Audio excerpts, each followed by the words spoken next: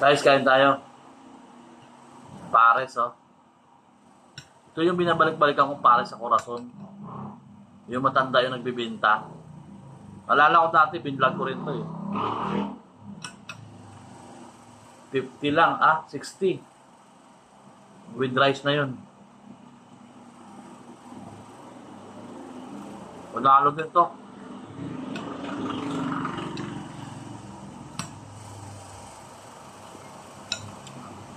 Tulad yung laman.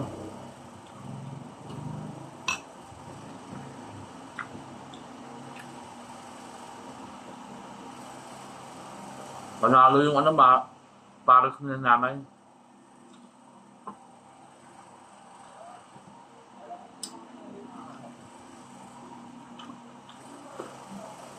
Partida nito yung hindi pa si nanay nag-serve nito Yung katulong pa niya. Yung kasama niya.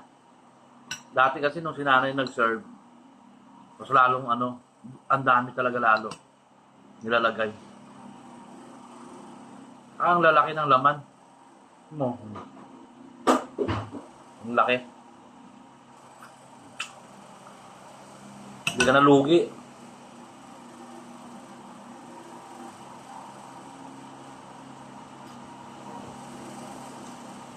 Kanina pagdating ko doon, linggo ngayon eh. Daming tao. May mga order siyang may mga bango silog, ganon. Hungarian silog. Hot silog. Marami siyang order. Paninda.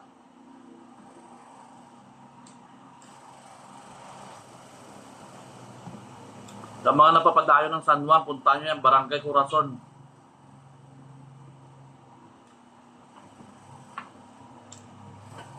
Itanong yung sinana dyan, titinda ng pares. Malapit sa Barangay Hall.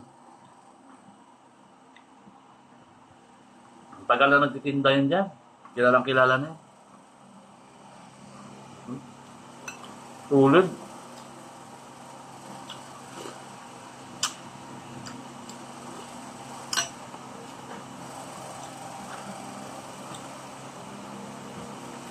Sa mga magpapatanggal ng hangover, pumunta na kayo dun. Sarap, sabaw. Hindi siya yung katulad ng ibang pares na maanggo. Nalalasahan mo yung star anise. Ito hindi.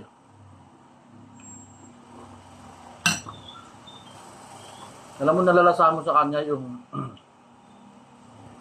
amoy ng baka, yung linamnam ng baka, tsaka yung spring onion.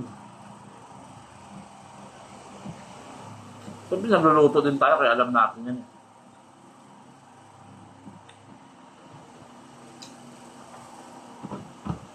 Panalo.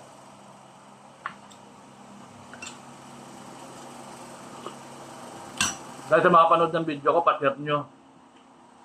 Para sa lahat ng mga bumibisita sa lugar natin dito sa San Juan, may mapuntahan nila to si nanay. Para matikman nyo naman yung pares ng Corazon.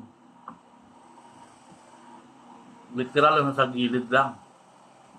Walang alisan ng pwesto. Yung kanin nila, masarap. Alam mo yung lasa niya. Parang pinagprituhan ng liempo, naalala mo yung garlic.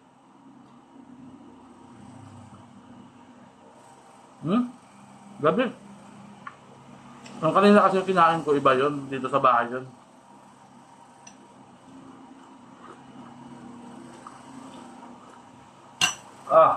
Tulid. Bye-bye guys.